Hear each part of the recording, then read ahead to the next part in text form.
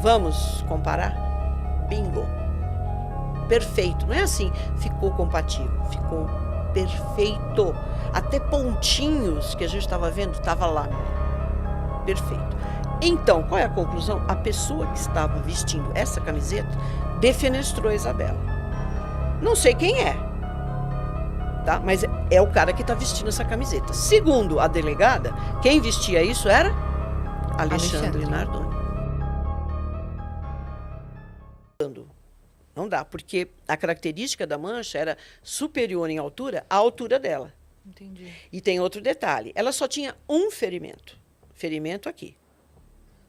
Né? Aqui nessa região, perto do supercílio. É um local muito irrigado, então sai sangue. Não é um balde de sangue, mas sai.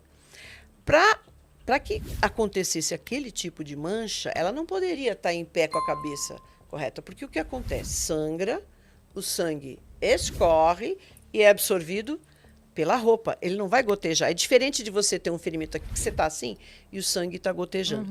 Então, para que isso acontecesse, ela deveria estar com a cabeça baixa, para pingar livremente do ponto ferido até o chão.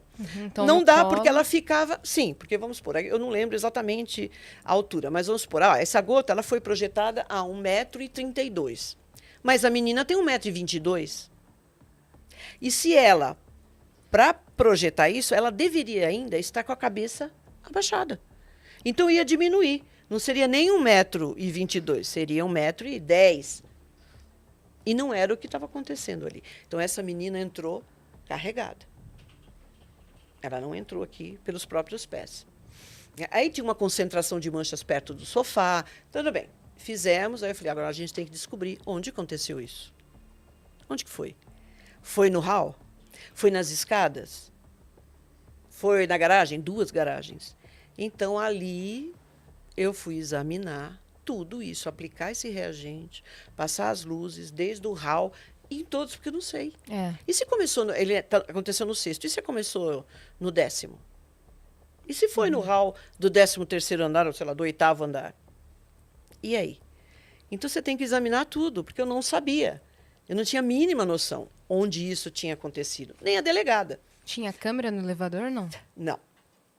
Eles estavam no processo de colocar as câmeras. Algumas estavam instaladas, mas não estavam funcionando. Ajudaria bastante, porque, gente, câmera hoje em dia é vital. Informática também, você não pode desprezar. E aí fui bom, gente. Deixa eu fazer uma pergunta. Como é que estava a movimentação das pessoas do prédio nesse momento? Porque vocês tiveram que bloquear tudo, né? Ficou todo mundo dentro das suas casas. Como é que foi essa ação? Sim. As pessoas estavam muito assustadas, porque o que aconteceu? É incrível. Aquela noite estava todo mundo acordado para assistir uma corrida. Eu não me lembro se é uma corrida de Fórmula 1, mas estava assim, todo mundo do prédio, aqueles que estavam morando, porque tinha muito prédio, apartamento vago ainda. Porque as pessoas estavam reformando, entrando e tal. Era novo o lugar? Novo, contanto que eles estavam colocando as câmeras e tal. E tinha muito apartamento vago. Cogitou-se, será que o cara não se escondeu? Nós olhamos tudo, gente. E antes da perícia, a PM foi lá. O que aconteceu? As pessoas ficaram com medo, porque ouviram assim, olha, entrou um ladrão no 6º andar e jogou uma menina. E foi muito interessante. Um dos moradores falou assim, quando eu escutei isso, eu comecei a empurrar os móveis na porta. Porque ele falou, esse ladrão vai entrar aqui. Era o que eu faria. Eu também, claro. Ele falou, eu tenho filho. Exato. E ele falou, eu encostei tudo. E ele foi, aí chega a PM e fala assim, não, aqui é a PM. Ele falou, não, eu não acredito. Porque a PM foi passando de apartamento em apartamento para falar, tá tudo bem aí, nós precisamos olhar. Porque a PM também recebeu essa informação, que tinha um cara lá. E foi muito interessante. Ele falou, eu não abri. E a PM, nós vamos arrombar a porta. Porque podia ser o cara. Podia ser o cara que estava ali, entendeu? Olha, aí teve todo um consentimento. Ele falou, olha, na hora eu fiquei morrendo de medo. Eu falei, gente, eu não podia imaginar um negócio desse. Eu tenho filho, todo mundo começou a associar com a vida ali, né? Mas estava todo mundo, assim, não tinha tumulto, ninguém atrapalhando, não teve nenhum problema assim. A PM ali foi um dos melhores locais que eu já fiz pela preservação, que esse é um grande problema que a gente tem, né? Tem tudo aqui, tem portaria, só falta desenhar, entendeu? Mas você ainda encontra locais que estão muito alterados em função da precariedade do isolamento e da preservação, gente. E vestígio sabe? Tem vestígio que é muito tênue. Ele simplesmente desaparece. O perito entrando no local, eu posso destruir um vestígio e posso contaminar a série com os meus vestígios. Porque você anda, cai cabelo, cai pelo, pele, saliva. Então, quando a gente vê lá nos filmes CSI que o cara entra paramentado, é exatamente isso. Nós já tivemos problema de encontrar DNA em local e o DNA era do perito. Então, quanto mais ele estiver paramentado, melhor. Entendeu? O pessoal ainda tem uma certa, né? Mas tudo isso sim, porque quanto mais esses exames forem específicos e tão sensíveis, mais a gente tem que proteger. E o exame de DNA, ele é muito sensível. Né? E aí, chegamos no veículo. Eram 2 da família. Tinha um carro, não me lembro, a Max Santana. Era um carro maior. E tinha o tal do K. Vamos examinar. O outro, nada. No K, eu encontrei mancha de sangue. Algumas gotinhas, muito pequenas. Tinha na cadeirinha do bebê e tinha no assoalho, naquele tapete. Claro, eu tive que recortar aquilo, porque tinha que tirar um pedaço mesmo do assento lá, né? Do banco, da cadeirinha do bebê, e para levar.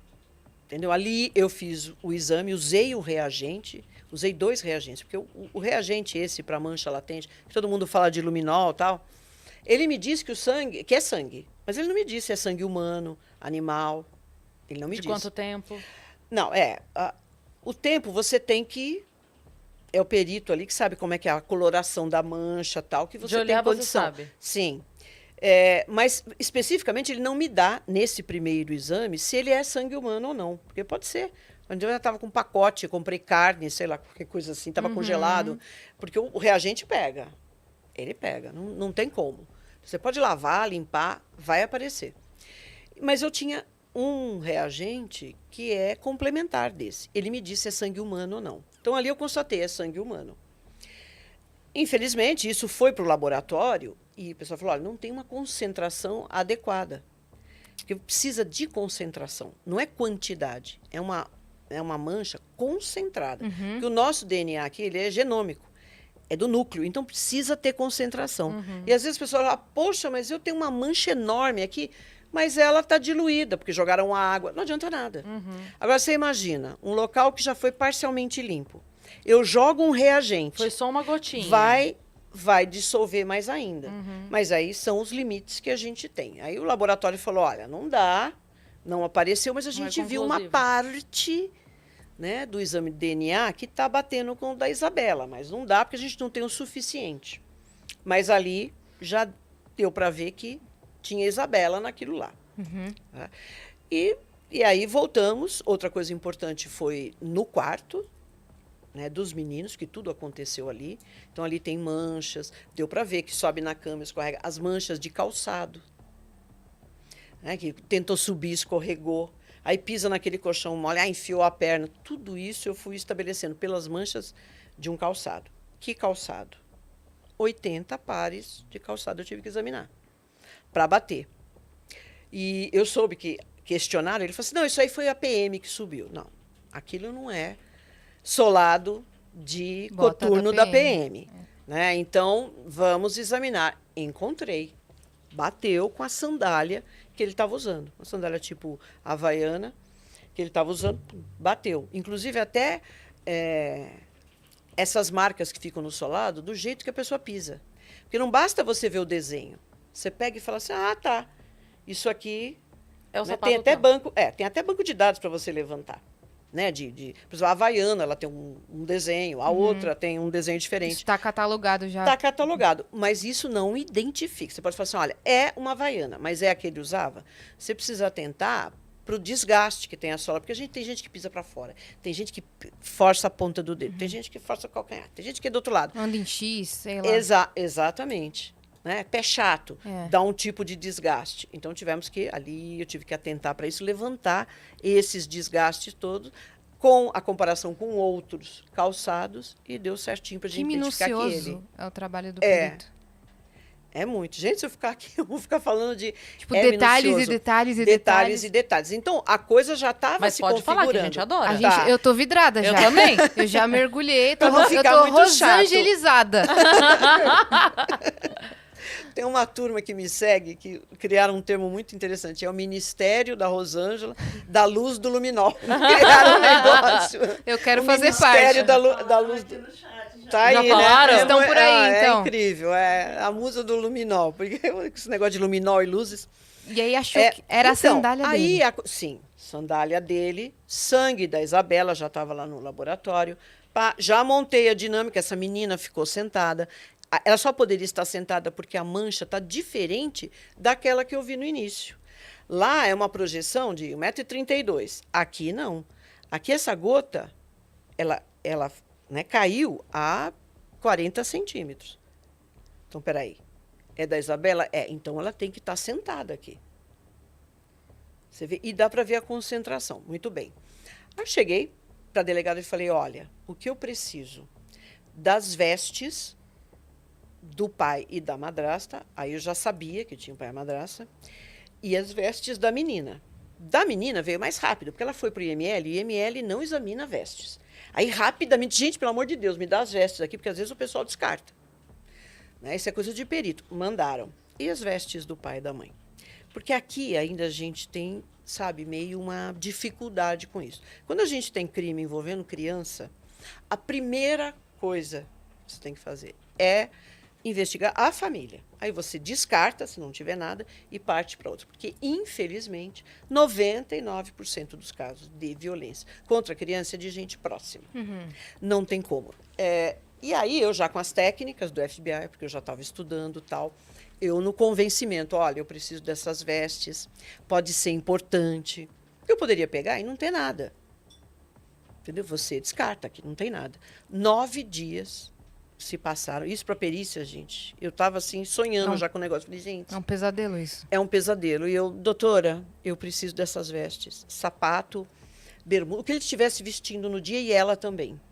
Eu preciso. Pra vocês terem ideia, gente, esse tipo de coleta você tem que botar a família, as pessoas próximas, em cima de um papel. Sabe esse papel pardo, craft, sei lá, pardo? Você bota o pessoal lá e fala assim, agora você tira essa roupa aqui em cima desse papel.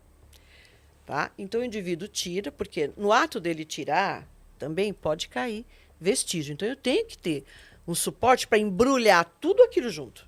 Papel com roupa e tudo. Isso não é feito aqui ainda no Brasil. Entendeu? Isso e você tem diz assim, necessidade. deveria ter sido feito... Claro, no mundo ideal, chegou no local, aconteceu isso agora. Agora, troca de já, roupa aqui em sim, cima. sim. E aqui a gente vai seguir. Aqui a gente vai seguir. Entendi. Sim, nos Estados Unidos isso é tácito. Todo mundo sabe, já sabe que é assim, e é algo que tem que se fazer. Não é que eu estou já incriminando quem está próximo da criança, mas a gente sabe que, infelizmente, Na verdade, se a violência pessoa contra não tem criança... culpa, ela mesmo vai querer fazer Claro, isso, né? não, Exato. eu já tiro aqui, muito bem. Eu fico Pra já lá. descartar e Então, seguir 9 o dias. trabalho. Quando chegou, falei, bom, vamos ver, né? A hora que olhei a camisa dele, estava lá a tela estampada. Não acredito. Aquela sujeira da tela, que em geral fica pro lado de fora, mas ali tinha pro lado de dentro também. Aquela poeirinha com uma gordura, né, que fica estampada na camiseta. Muito bem, eu poderia chegar e falar assim, olha, tá aqui, né, isso aqui são marcas do desenho, da tela de proteção da janela. Mas só isso não basta. É uma informação no vazio. Eu falei, eu preciso saber como essa marca foi feita. Que momento? No momento em que ele disse que estava com o bebê e olhou, foi nesse momento que fez as marcas? Então, isso foi super importante. E foi interessante, porque muito provavelmente eles já estavam com advogados. Então, nesse período de 9 dias, o pessoal deve ter olhado e falado assim, não tem sangue. E na bermuda dele tinha mancha de sangue, mas estava bem difusa, sabe? Meio diluída, tal. Quando eu olhei aquilo, eu falei, isso aqui não é sangue da menina. Muito difícil, porque ela não sangrou lá embaixo. E isso não tem característica, não é uma gota que caiu enquanto ele estava carregando, sabe? Uma mancha meio diluída. Falei, bom, laboratório, veja se é sangue da Isabela. Essa é uma das coisas, da bermuda dele. E a camiseta, eu falei, bom, agora eu preciso saber. Qual Como o é que é momento? isso? Experimento. Como é que a gente faz? Bom, prestei atenção na mancha, o que eu vi na tela impressa.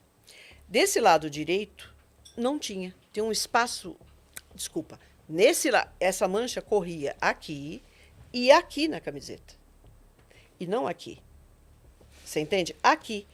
Para fazer essa marca nesta região, teria que estar com o braço dessa forma. Não tem como. Tá? Mas tudo bem. O pessoal foi lá, pegou a tela, nós levamos a tela, a própria tela, tal. Tiraram o sangue, fizeram tudo no laboratório. Ok, agora eu vou precisar da tela, com a abertura. Aí colocamos ela numa esquadria, da mesma maneira que ela estaria lá no local. Inclusive, foi uma pessoa, um profissional que lida com isso, porque essas telas, eles têm eles estiram, né? Isso dá uma... Para ela ficar estirada. Ela é desse tamanho, bota na janela, fica assim. Ela né? eles têm até tipo uma carretilha que deixa ela esticadinha, ela tem que ficar. Só que aquela tela, quando você dá um picote, ela faz blum. Né? Então, colocamos na mesma medida da esquadria da janela, fizemos a altura em que está a cama. E aí consegui o que a gente chama de modelo criminalístico. Um rapaz com a altura e o peso do Alexandre. Não posso usar a mesma camiseta, porque ela é uma peça de exame. Aquilo foi fotografado, tal, examinado, não tinha sangue na camiseta, nada. Só aquela marca.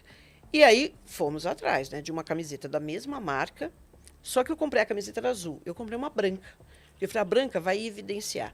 E o que eu fiz? Eu passei na tela pó de grafite. Já tinham coletado o sangue, já tinha sido fotografado. O laboratório estava com sangue, tudo bem, para evidenciar. Eu quero ver como é que tá. Aí cheguei pro rapaz e interessante, nesse meio termo, como as pessoas foram se mobilizando, antes de sair o laudo, gente. Isso foi uma coisa assim que todo mundo já estava sabendo. Eu estou um dia lá no núcleo. A TV fazendo a cobertura completa. Não, também, não. Aquilo foi assim, absurdo. Não teve um caso ainda nesse país dessa maneira, como aconteceu esse interesse da mídia, foi surpreendente. Chegou uma advogada lá. Eu gostaria de falar com a perita Rosângela. Ela, olha, eu estou acompanhando pela mídia e eu fiz algo aqui que eu acho que vai te ajudar. Falei, pois não, o que é? Eu fiz uma boneca da Isabela. Falei, sim, porque no jornal saiu que ela tinha 1,20 m, não me lembro mais, 1,20 m e pesa 25 quilos. Então eu fiz uma boneca. Só que ela foi pegando o mantimento da casa dela. Ela fez o formato de um corpo humano do mesmo tamanho e encheu lá de macarrão, farinha de trigo, deu 25 quilos. Eu agradeci e falei, ok, muito bom, tá ok, talvez eu vá usar. Surgiu a oportunidade, né? Porque eu falei, bom, eu já estava ali nessa conclusão que ele segurou a menina dessa forma. Para ter as manchas da forma que... Pela mancha, mas eu tenho que provar isso. Não basta só eu falar. Poderia falar, mas não tem sustentação, não tem fundamentação técnica. Controle de variáveis, todas aquelas coisas lá. Muito bem, pus lá, peguei o modelo criminalístico. Falei, olha, você está diante dessa janela e tem esse buraco. Você vai olhar para fora, tá? Como se você quisesse, você ficar à vontade. Como é que você faria? Né? Se você está diante dessa janela com esse vão, como é que você faz para olhar lá para baixo? Ele foi espontâneo, pegou e passou a cabeça. Mesmo porque o corpo dele não dava. Né? Não era o suficiente o vão. Ele passou a cabeça, eu falei, ok, volta. A marca ficou na camiseta. Fotografei, comparação com a original. Nada a ver. Nossa. Nada a ver. Porque a mancha, a impressão da tela vinha aqui por cima, não estava nessa. Nada. Eu falei, olha, tenta passar uma parte do corpo. Vamos imaginar que você queira olhar se você consegue. Porque uma pessoa de 90 quilos é 1,80 m.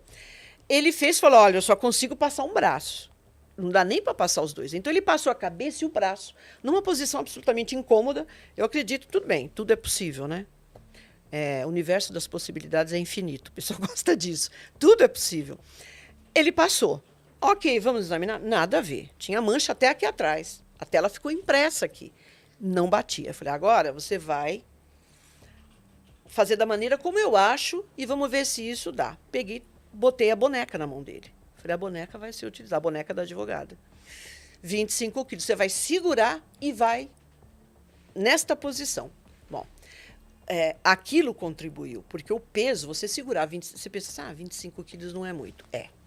Você pegar ainda um corpo que está inconsciente no vazio, porque ela estava no vazio. É muito peso. Você segurar, o que aconteceu? Imediatamente ele foi em direção à tela. Inclusive, ele virou o rosto, a tela ficou aqui no rosto dele, impressa.